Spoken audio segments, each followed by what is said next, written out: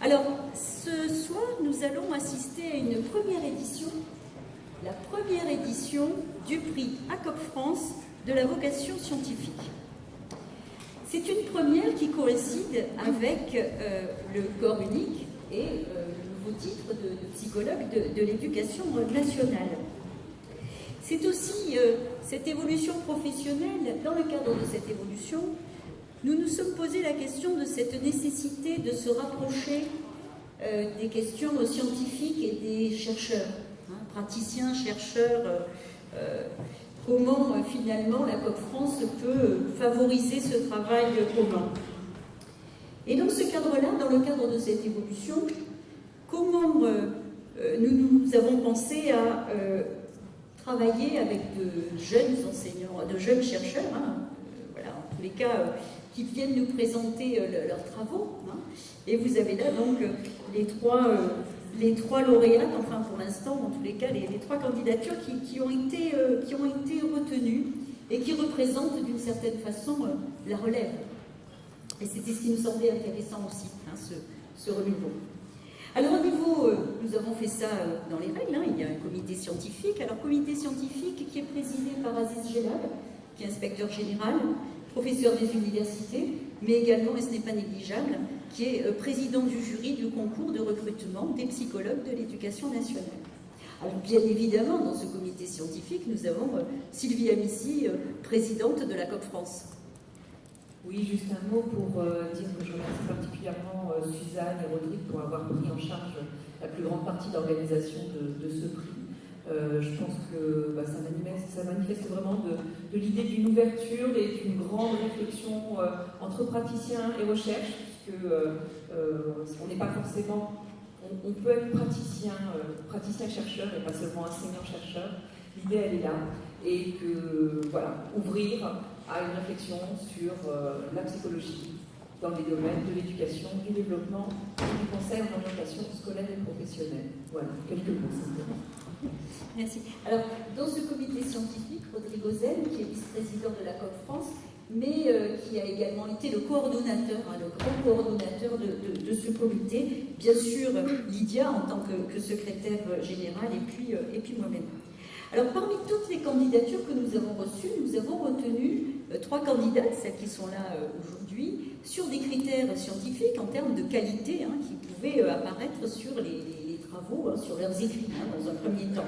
Alors, parmi les critères, les principaux critères, il y a bien évidemment la problématisation, l'argumentation, toutes les qualités rédactionnelles, la méthodologie, bien sûr, et puis les capacités de vulgarisation, parce que ce qui nous semble intéressant, ça a été dit par Sylvie Amici, ce qui nous semble intéressant, c'est la capacité de dialogue qui peut s'instaurer entre praticiens et chercheurs. C'était ce que nous recherchions. Voilà. Alors, donc, aujourd'hui, elles vont vous présenter leurs travaux, donc c'est la deuxième étape dans ce travail-là. Elles auront chacune un quart d'heure pour présenter vos travaux. Nous avons choisi un ordre de présentation. Alors, on a essayé d'être le plus objectif possible, donc on a fait un tirage au sort pour l'ordre, avec des témoins du tirage au sort, qui étaient des collègues de l'organisation du congrès de Montpellier, Sabine Marier, qui est directrice de CIO au CIO de Lyon-Est, et puis Emmanuel Ravin, qui est psychologue de l'éducation nationale au CIO de Saint-Ouest. Donc nous entendrons dans l'ordre Clémentine Revillard, Siam Eza Giari et Lucie Bonnefort. Ce que je voudrais ajouter, nous les laisserons se présenter rapidement, notamment sur les postes qu'elles occupent actuellement, voilà, et puis surtout essentiellement présenter leurs travaux. Et à l'issue, donc chacune présentera ses travaux durant un quart d'heure, et à l'issue de ces 3 quarts d'heure, vous pourrez leur poser des questions. Voilà. Autre chose qui nous a semblé importante aussi, enfin ce qui a semblé important au niveau de la COP France, c'est que finalement nous ayons tous un mot à dire sur la façon dont nous allons hiérarchiser les présentations qui seront faites là, ici aujourd'hui. Sachant qu'il y a le prix à gagner pour la présentation qui aura eu le plus de suffrages, est une bourse d'études pour aller présenter des travaux au prochain congrès de l'AESP, le congrès 2018, qui aura lieu à Göteborg, en Suède, en 2018. Voilà. Et donc, vous voyez, Sylvie parlait d'ouverture de la COP France, et on voit bien ici, on est parti de l'idée de rapprocher recherche et pratique, et au-delà de ça, cette idée d'ouverture, de permettre aussi à ce que les jeunes chercheurs français puissent être aussi être représentés sur la scène internationale, grâce donc à ce prix de la COP France. Et moi, je remercie Sylvie d'avoir soutenu cette initiative au sein et d'avoir été parmi ceux qui ont impulsé cette initiative au sein de la COP France. Voilà, alors je vous laisse maintenant commencer. Ça marche. Donc, mademoiselle Revillard. On va dire que ça marche. Donc moi, c'est Clémentine Réveillard, je suis psychologue de l'éducation nationale au CIO de Villefranche, sur Saône, donc dans le Rhône. Et je vous présente une recherche que j'ai effectuée pendant mon DECOP, donc avec 3 collègues en formation à l'UNETOP. Donc c'est un travail d'étude et de recherche qui portait sur le risque de décrochage scolaire. Et l'intérêt de notre étude était de montrer la contribution de 3 variables sur ce risque de décrocher scolairement, donc l'estime de soi, les capacités cognitives et la qualité de l'attachement aux parents. Du coup, étant donné que la présentation se fait sur un quart d'heure, je vais passer très rapidement sur les concepts théoriques. Je vais donc vous présenter plutôt la recherche, la problématique, les hypothèses, la méthodologie et nos principaux résultats. Et ce que je vais essayer de faire en fin de présentation, c'est de mettre en perspective nos résultats avec la pratique de psychologue de l'éducation nationale et élaborer une réflexion d'éventuelles pistes d'action à mettre en place en faveur de la persévérance scolaire. Donc l'objectif de la recherche, c'était donc de mettre en lien le risque de décrochage scolaire, la qualité de l'attachement aux parents, l'estime de soi globale et scolaire et les capacités de raisonnement logique non verbal.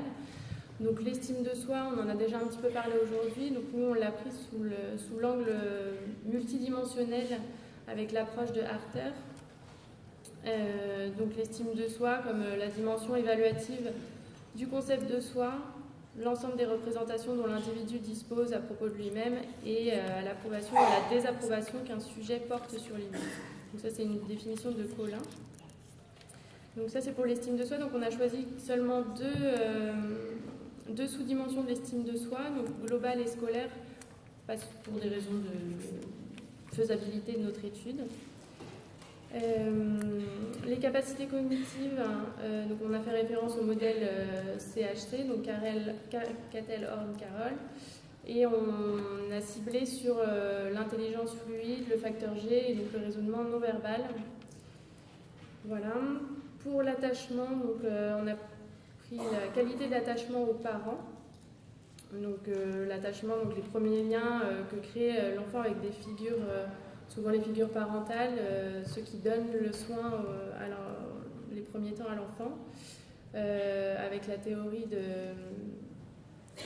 Bowlby et les modèles internes opérants, donc qui ont pour fonction l'assimilation et qui organisent la perception des relations de l'enfant à l'autre. Donc ça, c'est pour revenir très rapidement sur les concepts théoriques. Et puis donc le risque de décrochage scolaire comme problématique finalement qui nous touchait pendant notre formation à l'INETOP et aussi pendant nos expériences professionnelles. Une problématique qu'on retrouve au niveau politique, social, économique, psychologique, etc. Donc ça, c'était un des premiers objectifs, donc faire le lien entre ces 3 variables et le risque de décrochage scolaire. Donc on supposait donc des corrélations négatives entre ces variables et le risque de décrocher. Un autre objectif, c'était de mettre en évidence les éventuels liens d'influence entre le risque de décrochage scolaire et les 3 variables. Donc c'était un peu la nouveauté, on va dire, dans cette étude, c'était de cumuler ces 3 facteurs ensemble et de voir quel impact ça pouvait avoir sur... quel poids explicatif ça pouvait avoir sur le décrochage. En termes de méthodologie, donc, on a travaillé auprès d'élèves de 4e et de 3e dans 4 collèges différents. Et donc, on avait 348 élèves. Et pour le protocole, donc on a retravaillé des questionnaires sur le décrochage scolaire, hein, sur l'auto-évaluation en fait, de l'élève sur son risque à décrocher. Donc c'était pas indiqué comme ça, mais il y avait plusieurs sous-dimensions dans le questionnaire d'auto-évaluation. Donc on a retravaillé un petit peu ces questionnaires qui venaient de Prêteur, Constant et Féchant de 2004.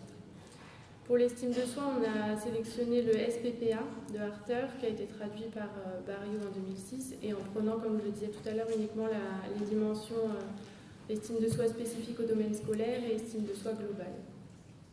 Quant à l'attachement aux parents, on a utilisé là aussi un test d'auto-évaluation de la qualité de l'attachement à la mère et au père ou à une figure importante pour l'enfant. Avec donc l'IPPA traduit et validé en français par Vignoli et Mallet. Et enfin, pour le facteur G, les capacités cognitives, on a utilisé le NNAT de Naglieri. Par rapport à nos résultats, donc ça c'est un schéma qui représente un peu les résultats de la première hypothèse, donc des liens entre nos 3 variables et les résultats au questionnaire de risque de décrochage. Donc ce qu'on observe, c'est que c'est l'estime de soi spécifique au domaine scolaire qui a une corrélation la plus importante, une corrélation négative avec le score total du questionnaire de risque. C'est-à-dire qu'un élève ou qu'une élève qui a une forte estime de soi scolaire a moins de risques de décrocher. Voilà. Ce qui intervient en deuxième corrélation, c'est la qualité de l'attachement à la mère. Et enfin, par rapport aux capacités cognitives, là, on n'a pas mis en évidence une corrélation suffisamment significative avec le score total du risque de décrochage scolaire. En revanche, on a une corrélation significative avec la sous-dimension résultats scolaires seulement. Donc là, c'est l'estimation de l'élève sur ses propres résultats. Voilà. Et donc pour la deuxième hypothèse, là aussi ça représente nos résultats. Donc là, c'était de reprendre avec une analyse de régression multiple, de reprendre l'ensemble de nos variables et de voir le poids explicatif, la part explicative voilà, de ces variables, de l'ensemble de ces variables sur le risque de décrocher. Et donc l'ensemble de nos variables explique 36% de la variance du risque de décrochage scolaire. Et donc dans ces variables, on voit que c'est toujours l'estime de soi spécifique au domaine scolaire qui a un poids le plus important, suivi par l'attachement à la mère. Et on avait rajouté en plus des capacités cognitives d'autres variables plus contrôle, donc le sexe et les professions et catégories socio-professionnelles des parents. Et donc on voit que le sexe apparaît avant même les capacités cognitives via les scores au NNAT. Autre résultat qu'on a trouvé intéressant, c'est l'impact du redoublement. Bon, on avait peu de redoublants parce que c'était des élèves, du coup, l'étude c'était entre 2015 et 2017, j'ai oublié de le préciser tout à l'heure. Donc il y avait déjà eu les politiques pour la diminution du redoublement. Donc on n'avait que 15% de notre échantillon qui avait déjà redoublé au moins une fois dans leur parcours. Mais en tout cas, parmi ces 15, on voit qu'il y a un impact sur les résultats de l'auto-évaluation du risque de décrochage scolaire, sur les scores d'estime de soi scolaire et sur les résultats au NNAT. Ensuite, on voit un impact des PCS, donc profession catégorie socio-professionnelle des parents, sur l'estime de soi scolaire et sur les résultats au NNAT également. Et enfin, on montre un lien significatif entre l'évaluation de sa propre performance scolaire avec le score d'estime de soi scolaire, d'estime de soi spécifique au domaine scolaire, donc à 0,64, qui est assez important. Donc les élèves ont plutôt une estime de soi scolaire très corrélée à leur propre auto-évaluation, ce qui paraissait assez logique. Alors, ça ne veut plus passer. Ah si,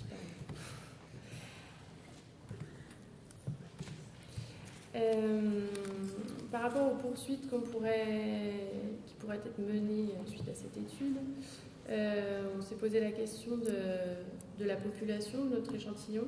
Donc, c'était sur des élèves de 4e et de 3e tout venant, donc qui n'étaient pas repérés comme décrocheurs. Il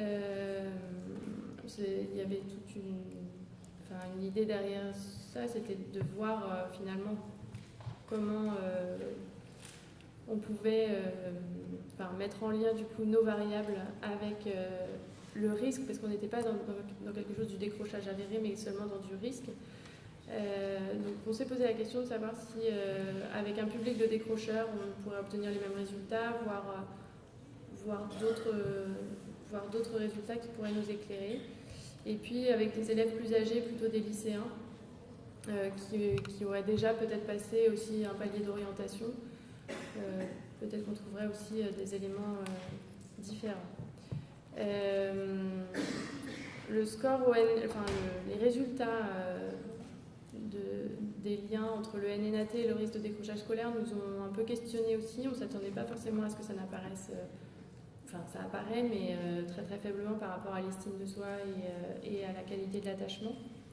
Donc on aurait bien aimé continuer à explorer un peu ce domaine-là. Le pourquoi, est-ce que c'était l'outil, est-ce que c'est parce que finalement l'évaluation via les notes, parce que beaucoup d'études montrent que le risque de décrochage scolaire est en lien avec les capacités d'apprentissage, les résultats scolaires, mais souvent ces études, elles ont fait, dans leurs expérimentations, elles ont pris les résultats scolaires ou des épreuves scolaires. Là, nous, on arrivait avec une épreuve qui n'est pas scolaire, et donc on peut se questionner par rapport au fait que c'est plutôt l'évaluation scolaire qui serait pas vecteur de risque de décrochage scolaire, mais dans laquelle les élèves se seraient un peu résignés finalement et qui auraient pour autant de très bonnes capacités. Donc voilà, c'est des pistes de discussion. Et enfin, il serait intéressant d'évaluer la qualité de l'attachement à d'autres figures que les parents, donc les enseignants, enseignantes et les pairs, parce qu'on sait que c'est deux figures très importantes à l'adolescence, et je crois qu'il y a des futurs psychologues à l'INETOP qui sont en train de travailler là-dessus. Par rapport à la pratique de psychologue de l'éducation nationale, avec mes collègues, on s'est questionné sur comment on pourrait mettre en pratique les résultats qu'on a trouvés, qu'est-ce qu'on pourrait mettre en place dans notre pratique de psychologue. Quelque chose de tout simple, mais qui finalement fait du bien quand on le rappelle, la posture qui prend en compte le ou la jeune dans sa globalité. On parlait tout à l'heure de systémique, de bienveillance, et je pense que de garder ça à l'esprit, déjà ça peut être un bon point dans notre pratique. L'utilisation d'outils pour un premier repérage ou pour compléter des investigations, donc le SPPA qui est à disposition dans tous les CIO, l'IPPA qui peut se trouver, les questionnaires de risque de décrochage scolaire, il y en a qui sont créés. Je crois que M. Ozen est sur quelque chose par rapport à la persévérance scolaire. Et puis du coup pouvoir mettre en place aussi des ateliers sur l'estime de soi scolaire, le sens de l'école, etc. Dans notre pratique, on a aussi un impact sur les équipes pédagogiques, on l'a vu tout à l'heure avec la conférence de cet après-midi. Donc sensibiliser les équipes pédagogiques, c'est aussi dans notre rôle. On peut leur montrer qu'ils ont un rôle motivationnel auprès des élèves via notre expertise sur la psychologie de l'adolescent. Désolée. Oui. Qui sont eux-mêmes des figures d'attachement pour les jeunes, donc leur expliquer ce que c'est l'attachement et qu'ils comprennent qu'ils ont un rôle, qui prennent en compte l'impact de l'école sur les jeunes et la difficulté d'adhésion à l'école. Et puis, ça permet de travailler la qualité de la relation et le climat scolaire. Et puis, donc, prendre en compte les familles, là aussi, on peut repérer le type de relation au sein de la famille pour pouvoir du coup, mieux comprendre le fonctionnement de l'élève, comment il se met en relation avec les autres, et pouvoir l'accompagner dans sa scolarité au mieux. Insister sur leur rôle aux familles de soutien et d'accompagnement à la scolarité, et puis pouvoir aussi, en travaillant avec les familles, repérer le sens, les valeurs et l'ambition qu'ils mettent à travers l'école. Et puis voilà, je vais vous remercier. J'ai mis quelques références bibliographiques et voilà. Et puis je remercie mes collègues qui ne sont pas là mais qui ont fait le travail avec moi. Donc Aurélie Deray, Émilie Graff et Mia Christea. Bravo.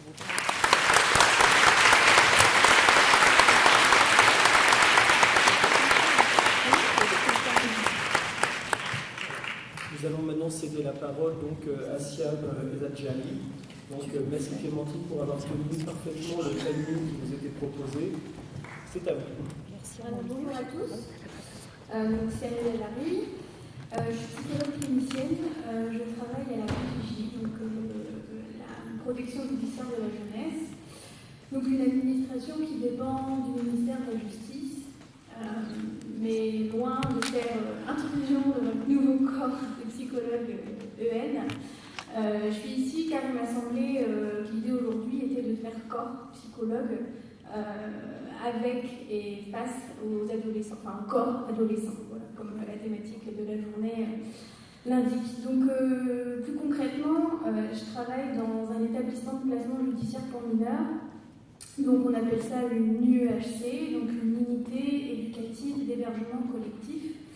Et comme son nom l'indique, donc la visée principale du placement est éducative. Donc, bien évidemment, et comme vous le savez sans doute déjà, ça n'empêche d'y associer une fonction psy, dans l'idée d'une contribution des psychologues à l'action éducative, dans l'élaboration des projets individualisés entre autres, mais aussi dans une possible fonction clinique et thérapeutique au sein de l'institution.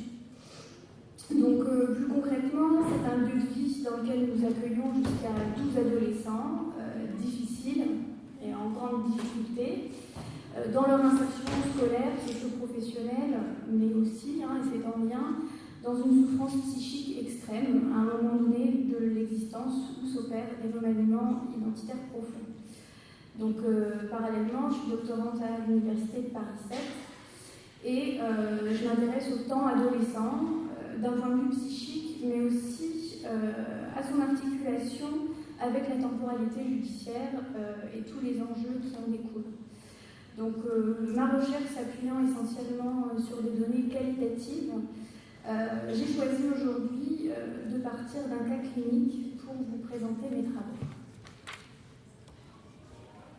Avril 2016.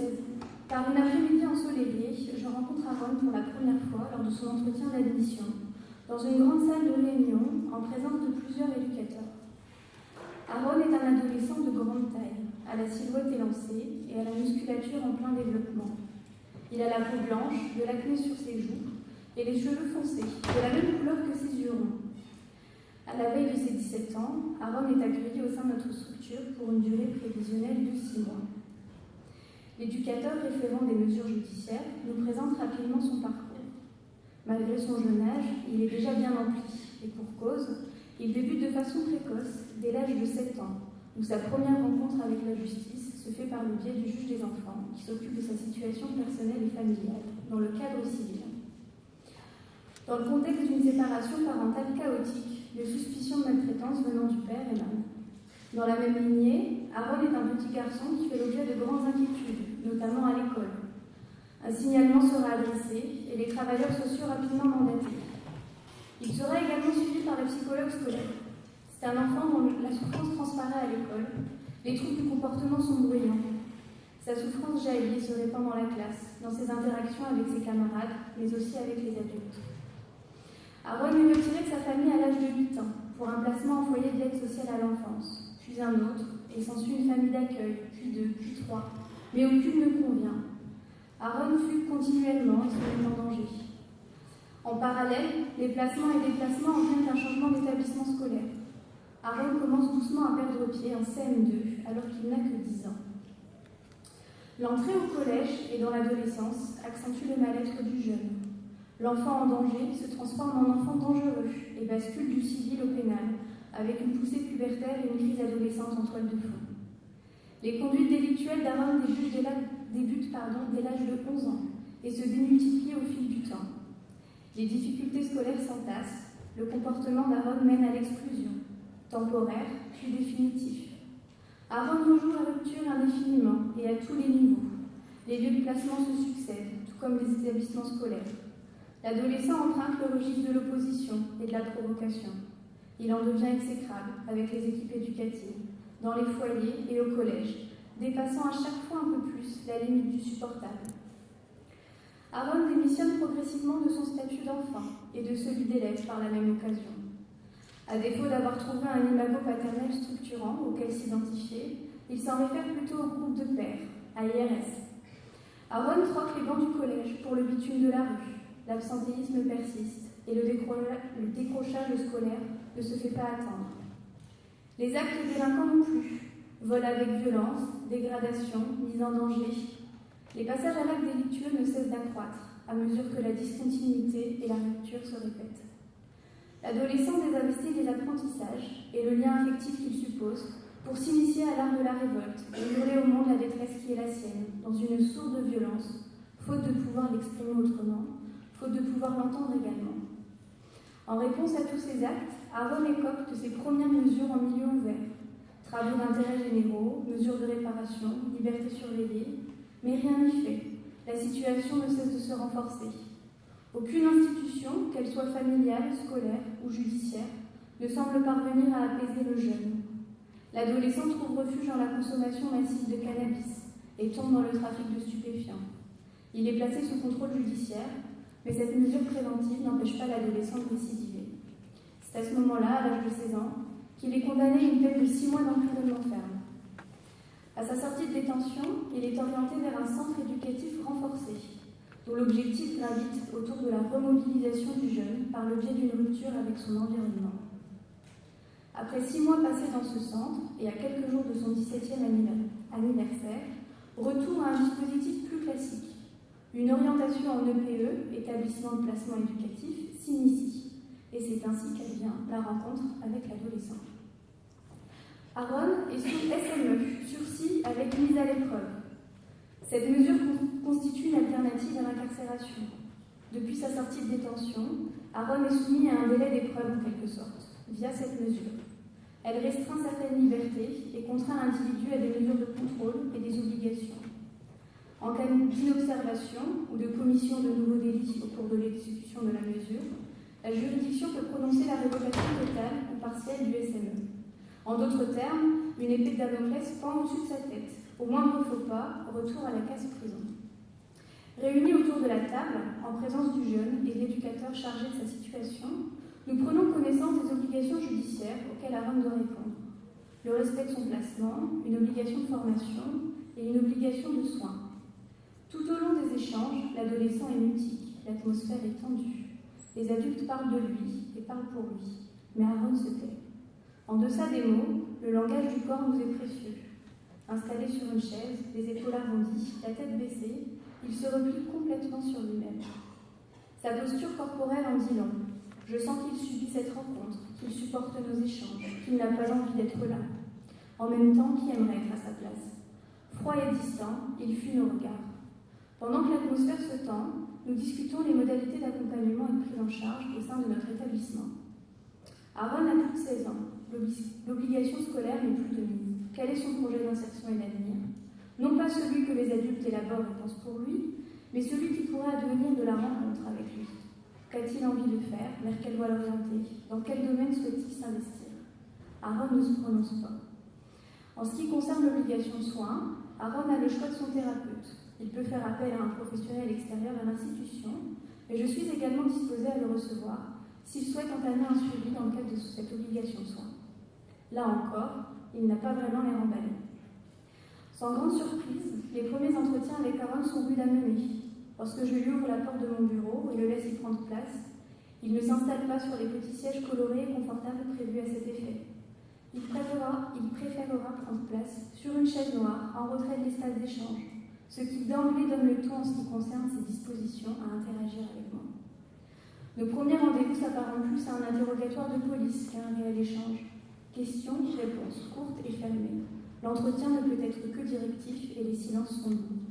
Aaron s'exprime peu, il se conforme, il est là, présent dans mon bureau de psychologue, répondant à ses obligations judiciaires, mais quel sens donne-t-il à sa présence? Et finalement, quel sens donne-t-il à la mienne?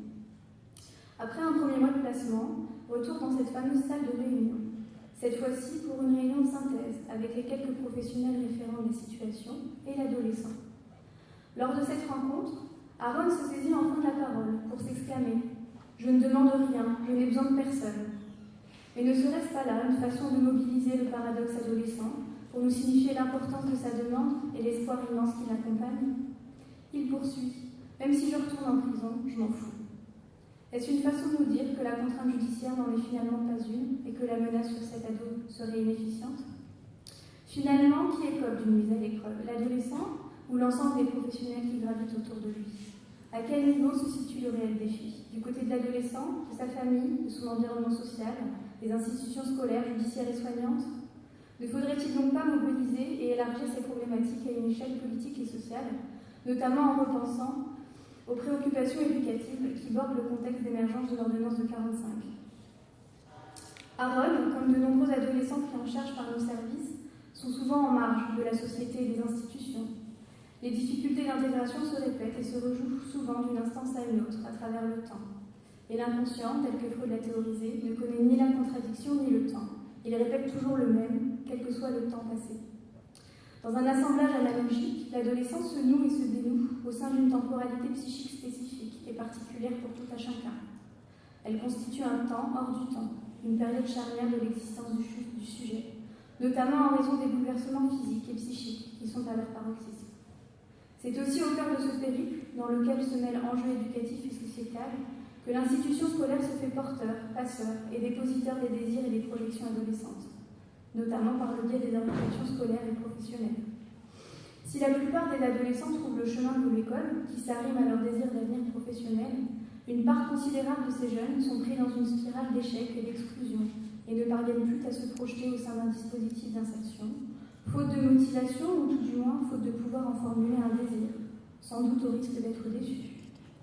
Mais est-ce à dire que les jeunes adolescents décrocheurs et décrochés, inscrits dans un processus de désaffiliation scolaire, comme ils se nomment, n'ont peut-être plus d'espoir ni d'attente vis-à-vis de l'éducation nationale et du système en général, ou se défendent-ils des affects négatifs qui leur seraient intolérables s'il s'avérait que le résultat ne soit pas à la hauteur de leurs espérances?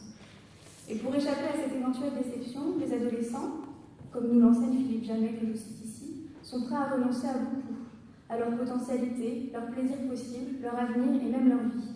Mieux vaut créer les conditions de l'échec que de subir une déception, car attendre quelque chose serait ouvrir la boîte à Pandore de ses peurs et de ses chagrins, laisser échapper ses traumatismes antérieurs, tout ce qui nous a blessés, mais aussi exprimer ses envies, ses attentes éperdues, ces désirs qui apparaissent d'autant plus infinis qu'on les cerne mal. Et puis, pour savoir où je vais, il me faut savoir qui je suis et d'où je viens. Vulnérables face aux luttes identitaires angoissantes auxquelles les confronte le deuil du temps de l'enfance, ces jeunes doivent faire face à une réelle mise à l'épreuve du sentiment de continuité et d'existence de soi. Comment apporter l'aide et le soutien nécessaires à ces adolescents en prise avec des questions identitaires sans réponse? Comment prévenir les dérives identitaires qui guettent notre société actuelle? Devenir sujet, voilà tout le défi pubertaire. Construire un avenir professionnel en est un autre, et pas des moindres.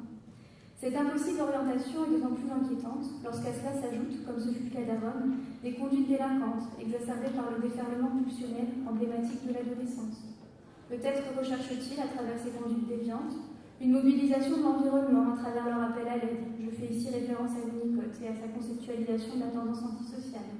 Révoltés, ils le sont, contre le système éducatif, mais aussi contre la société de façon plus large, l'un n'étant pas dissocié de l'autre.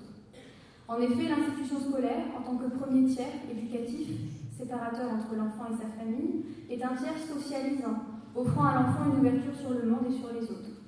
C'est un lieu où on peut se déposer, s'inscrire et laisser avoir une souffrance psychique, personnelle et familiale. De ce fait, il est aussi l'un des premiers lieux où se repèrent, se signalent et s'accompagnent, de façon parfois précoce, les difficultés psychiques de l'enfant et de sa famille, qu'elles se manifestent sur un plan intellectuel, relationnel et affectif. Dans ce contexte, l'école devient le théâtre d'une souffrance en plusieurs passages à l'acte. À l'adolescence, l'institution scolaire constitue aussi le lieu de décrochage par excellence. Le premier, souvent, où les difficultés sont mises en exergue, et le premier lieu qui sonne et résonne comme le lieu de l'échec social. Absentéisme, mise en échec, exclusion, ces adolescents rejouent sur la scène scolaire leur modalité relationnelle archaïque, passant ainsi de l'errance identitaire à l'errance scolaire. Démissionnaires de leur statut d'élève, leur chaise vide à l'intérieur de la classe nous confrontent à leur propre vie interne. Ils troquent leurs cahiers et leurs livres contre les bénéfices narcissiques induits par le costume de caïd, leur donnant ainsi l'illusion de se sortir d'une insupportable passivité. Ils fuguent, désertent la cour d'école pour rejoindre celle de la rue. Elle leur offre, comme l'explique si bien Corinne Sarrazin-Auriol, une intégration au sein d'un groupe, une valorisation personnelle par les trafics et les vols, une rétribution financière qu'ils jugent légitime, souvent dans une logique de justice, voire de réparation sociale. Les bénéfices immédiats qu'ils en retirent sont supérieurs aux inconvénients. Dans ce contexte, la justice se fait porte-parole de l'environnement et du monde social, en répondant aux actes par des mesures judiciaires et des obligations qui en découlent. Est-ce ici l'avènement d'une réponse tant attendue de l'environnement ? Il s'agit là de permettre à ces jeunes d'expérimenter les modalités relationnelles inédites, non pas uniquement dans le lien avec les psychologues, mais dans leur quotidien, avec les acteurs de la vie éducative, les enseignants, les éducateurs, les encadrants. Pardonnez-moi, nous allons devoir vraiment vous couper. Vous avez débordé un petit peu du quart d'heure. Ou alors, Je termine. Allez-y. Voilà. En bref, avec toute figure d'autorité et d'attachement, autrement dit tout substitut parental. C'est le style de relation que l'on tisse avec l'adolescent qui pourra être déterminant, quelle que soit notre place. Le réel défi de pouvoir résister à cette destructivité adolescente, l'éprouver sans la retourner, la comprendre et la supporter. C'est précisément à cet endroit de la surveillance de l'objet, tel que la conçoit Winnicott, une dynamique nouvelle pourrait naître.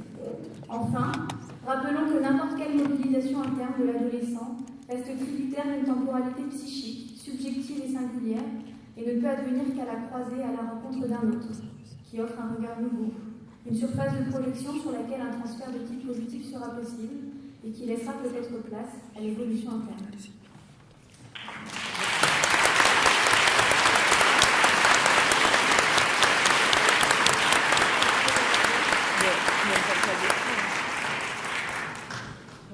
Bien, donc nous allons avoir maintenant la présentation de Lucie Bonnefoy. Alors pendant que vous installez le diaporama, très rapidement vous dire que nous allons faire circuler dans la salle des petites fiches qui vont vous permettre justement de classer les trois présentations.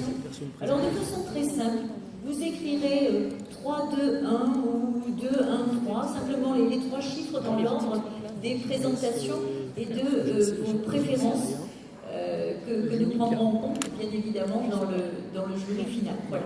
Donc, à la fin de ces présentations, alors ça va être très difficile, bien évidemment, je vous l'ai dit, nous-mêmes, nous avons fait mal à départager les candidats. Et là, nous avons les candidates qui nous avaient, les trois candidates qui nous avaient présenté de travail de meilleure qualité. Donc, ces fiches vont vous être distribuées, et puis en partant, vous viendrez nous les redéposer ici, de façon à ce que nous puissions préparer les résultats pour vendredi, puisque vous savez que le prix sera remis vendredi. Merci. Alors bonjour, moi je m'appelle Lucie Bonnefoy, je suis doctorante, je suis en première année, ça fait même pas un an que je suis inscrite à l'Université Paris-Nanterre en psychologie de l'orientation. Et à côté de ça, je suis chargée d'orientation et d'insertion à l'Université Lyon. Voilà, pour me présenter rapidement. Aujourd'hui, je vous présente du coup les premiers travaux de ma thèse. Faut que ça disparaisse. Non, c'est bon. Qui est sur la thématique de la transition lycée-enseignement supérieur, quelle représentation lycéenne. Donc, pour introduire, moi, à l'origine de ma thèse, du coup, c'est des constats que j'ai faits. C'est des chiffres qui doivent sûrement vous parler. Un étudiant sur 4 se réoriente ou abandonne ses études au cours de la première année, donc la L1, et à l'Université de Lyon 1, le taux de passage en L2 était de 45,4%. Ce qui m'intéresse là-dedans, c'est pas du tout les chiffres, mais c'est les réalités individuelles qu'on va avoir derrière, c'est les parcours des étudiants en fin de compte dans tout ça. Comment ça se passe pour eux et qu'est-ce qu'il y a derrière. Donc l'objectif de la recherche, c'est de questionner le regard porté par les lycéens sur cette étape d'entrée dans l'enseignement supérieur. Comment est-ce qu'ils vont se représenter, eux, cette transition? Quel sens ils attribuent à leur orientation post-bac et aussi, du coup, à leur orientation universitaire? Et quel lien il va y avoir entre les représentations sociales et le développement identitaire dans cette étape de transition?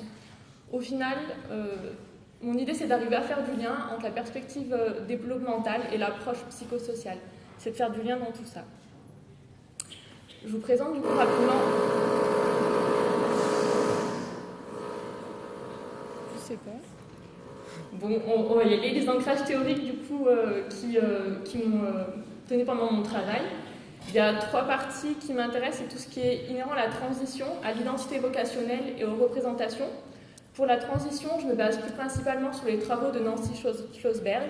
Elle parle de transition anticipée, imprévue et par manque d'événements. Pour essayer d'éclairer un peu tout ça, une transition anticipée, c'est par exemple un lycéen qui, depuis qu'il est tout petit, a prévu d'aller faire médecine, donc il va demander la première année commune aux études de santé sur APB. Il va être accepté, donc il aura anticipé tout ça, ça va se passer comme il l'imaginait. Une transition imprévue, ça ne tient qu'on n'aura pas prévu. Par exemple, il avait demandé des formations plutôt proches de chez lui, et il va être accepté dans un DUT un peu loin. Il va vivre une transition, mais qui n'aura pas été prévue. Donc ça sera peut-être c'est un de ses derniers vœux, il n'avait pas du tout prévu d'aller là-bas. Une transition par manque d'événements, c'est un lycéen qui avait peut-être prévu d'aller faire ses études à Paris et qui aura été accepté dans le BTS, dans son lycée, là où il faisait sa terminale. Peut-être que pour lui, du coup, il n'y aura pas de changement et il ne vivra pas le passage du statut de lycéen au statut d'étudiant. Ce qu'il faut voir dans tout ça, ce qui compte, c'est comment le jeune va percevoir en fin de compte la transition. Je vous ai donné des exemples, mais peut-être que pour un lycéen, passer en BTS dans son lycée, mais dans un autre bâtiment du lycée, peut-être que pour lui, c'est une transition et il y a un changement. C'est comment il l'aperçoit qui est important. La transition, c'est aussi une question de motivation. Donc là, les travaux de Mullet sont assez éclairants. Il explique qu'il y a 4 types de motivation. Les motivations push, c'est ce qui va pousser en fin de compte le lycéen à partir du lycée. C'est ce qui ne lui plaît, enfin c'est ce qu'il aime plus, par exemple, être dans des petits effectifs, être dans un environnement trop cadré. Les motivations anti-push, c'est ce qui le retient au lycée, peut-être être avec son groupe d'amis. Les motivations pull, c'est ce qui va l'attirer dans le nouvel environnement. Je prends ici l'exemple de l'université puisque je porte ma thèse dessus. Donc ça peut être par exemple d'étudier une matière qui l'intéresse comme la philosophie. Et les motivations anti-pull, en fin de compte, c'est ce qui va le dissuader dans son nouvel environnement. Ce qu'il faut voir, c'est que dans une transition, on a en fin de compte tout ça qui rentre en compte. La transition aussi, parce que de lycée à l'enseignement supérieur, c'est aussi le passage de l'adolescence à l'âge adulte. C'est une période où ils sont en plein développement identitaire, c'est une période qui est un peu charnière et complexe, où ils se construisent, mais ils ne vont pas tout de suite être adultes. Il y a la notion d'Arnett sur Emerging Adulthood qui parle beaucoup. À mon sens, ils sont dans un entre-deux, c'est des adultes en devenir. Donc c'est vraiment cette transition identitaire aussi. Donc pour rester sur l'identité, je me base aussi sur toutes les théories sur le développement vocationnel et identitaire des adolescents. Sur Dumora, entre autres, ici, je vais vous présenter, mais très rapidement, en fin de compte, les travaux sur lesquels je me base sur certaines études. Donc, tout d'abord, Marcia, qui, du coup, prenait référence sur les travaux d'Erikson. Alors après, il y a eu des choses qui sont apparues, il y a eu beaucoup de recherches. Moi, je me base sur la dernière, sur le modèle de Porfelli et Hall, en 2011. Donc, c'est un modèle intégratif où il y a 6 processus, en fin de compte, 2 processus d'exploration vocationnelle. Donc, un processus d'exploration en surface où là, le jeune va simplement prendre de l'information et un deuxième processus où il va s'identifier, en fin de compte, faire le lien entre l'information qu'il a pris et lui-même. 2 processus d'engagement. Là, pareil, un engagement plutôt de surface et un engagement plutôt en profondeur où il va faire du lien avec... il va s'identifier à son engagement. Et après, il y a 2 processus de reconsidération des engagements où il va douter tout d'abord par rapport à lui, et après, il va être capable de mettre, va être capable, il va pouvoir avoir de la flexibilité par rapport à son engagement, se dire qu'il ne va pas faire ça toute sa vie, en fait, fin de compte, qu'il a choisi, mais qu'il est capable d'imaginer autre chose. Je vous présente ça. Il y a un questionnaire qui a été validé en janvier 2017 en français, l'échelle du coup visa, qui est tiré de la théorie de portfolio que j'utilise dans une des études. Donc au final, dans toute cette période de transition et de construction identitaire, les représentations en fait, sociales qu'on va avoir de son environnement de soi sont extrêmement importantes.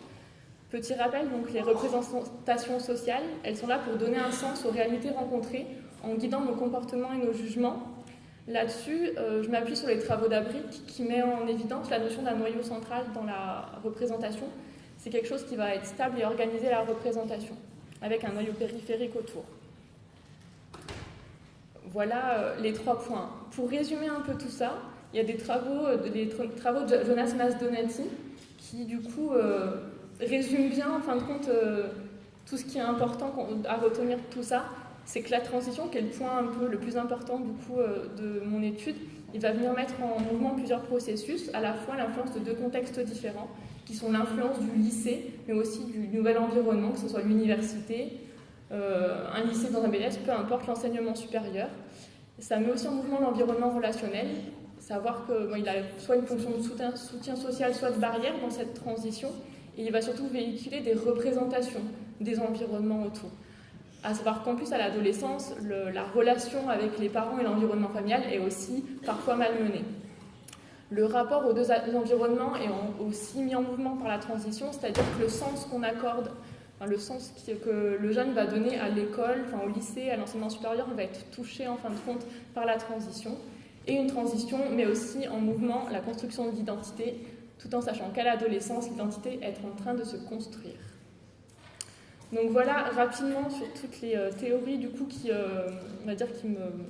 portent mon travail.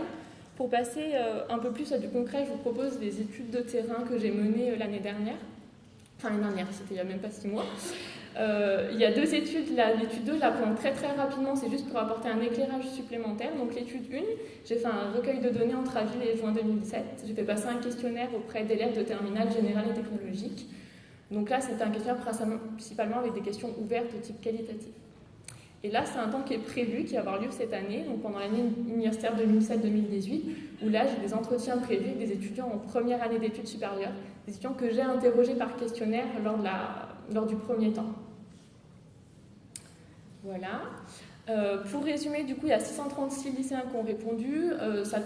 J'ai interrogé ces lycéens dans 11 lycées de l'Académie de Lyon, des lycées plutôt de centre-ville, plutôt de milieux ruraux pour un peu mixer les choses.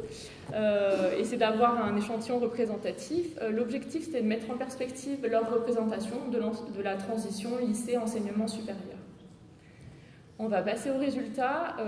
Je vous les présente. Je ne peux pas tout présenter, je fais le choix d'en présenter certains de par le temps. Alors, pour vous expliquer, du coup, pour recueillir les représentations, j'ai utilisé la méthode des associations libres initiées par Jodelet, c'est-à-dire que je leur posais la question qui était « Quels sont les 4 premiers mots qui vous viennent spontanément à l'esprit quand vous pensez à la fin du lycée dans ce cas-là ?» Là, le nuage de mots, c'est tous les mots qui ont été le plus cités par les lycéens, et plus le mot est important, plus il a été cité. Bon, on voit qu'ils pensaient au bac et aux vacances. Alors, j'ai utilisé, en fin de compte, pour étudier ça, une analyse lexicométrique avec un logiciel Alceste, et là, la méthode du coup Marek Steinert. Pour vous expliquer, il y a 4 catégories et 4 classes, en fin de compte, qui vont ressortir. 4, on peut dire, catégories de représentation.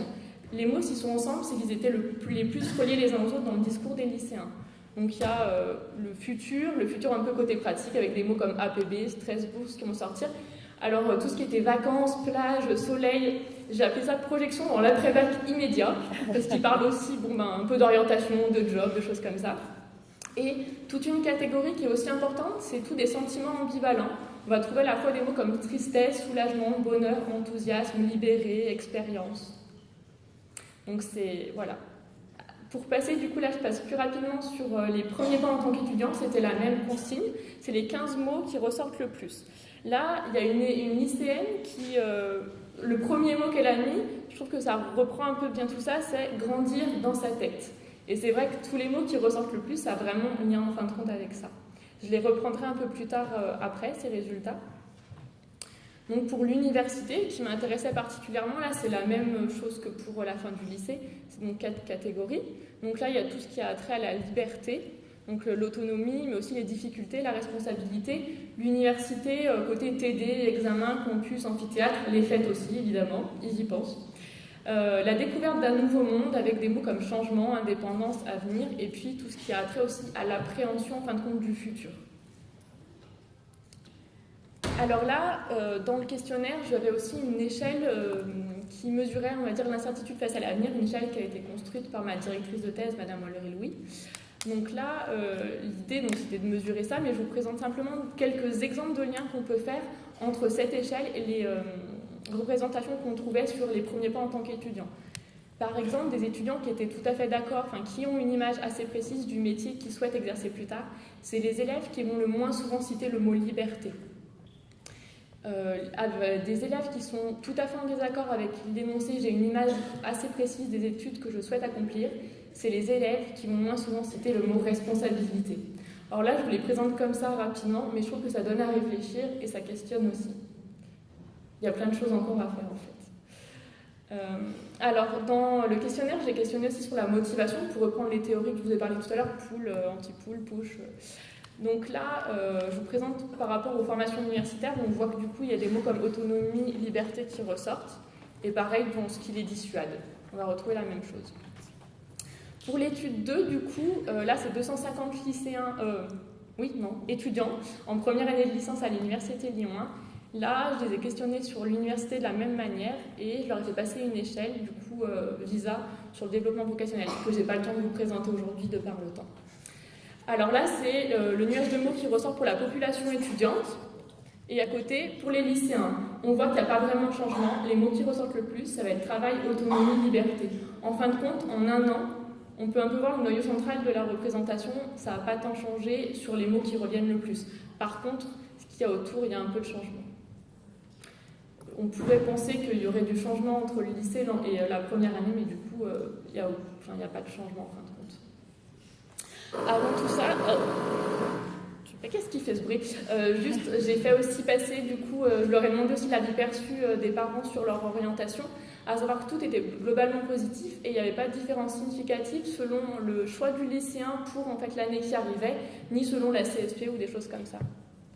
Pour synthétiser mes résultats, on retrouve vraiment des choses entre l'appréhension de ce qui va arriver et l'envie de découvrir l'enseignement supérieur, la nostalgie du lycée et être excité face à tout ce qui va arriver, des choix à faire et pourtant être incertain, l'envie de grandir et la peur de la solitude. On est vraiment face à des sentiments ambivalents quant à la fin de terminale et l'enseignement supérieur, et ces sentiments ambivalents, ils sont pour un même lycéen en général ou une même lycéenne. L'enjeu principal, c'est d'accompagner pour moi ces adolescents dans leur construction identitaire et vocationnelle. C'est du travail pour vous en fait, et pour moi. Donc pour conclure, ce qui est important pour moi, c'est de pouvoir accompagner à la réflexion sur les représentations que les élèves peuvent avoir, sur le sens qu'ils donnent à leur représentation, sur le sens qu'ils donnent à leur choix, en fin de compte. Et derrière tout ça, du coup, au final, je trouve que ça me questionne aussi sur le temps du développement identitaire et vocationnel de l'adolescent, le temps qui est donné en lien avec le temps des choix à faire et le temps des procédures d'orientation. Ils sont dans un moment où ça se questionne et ils n'ont pas forcément le temps. Voilà. Donc.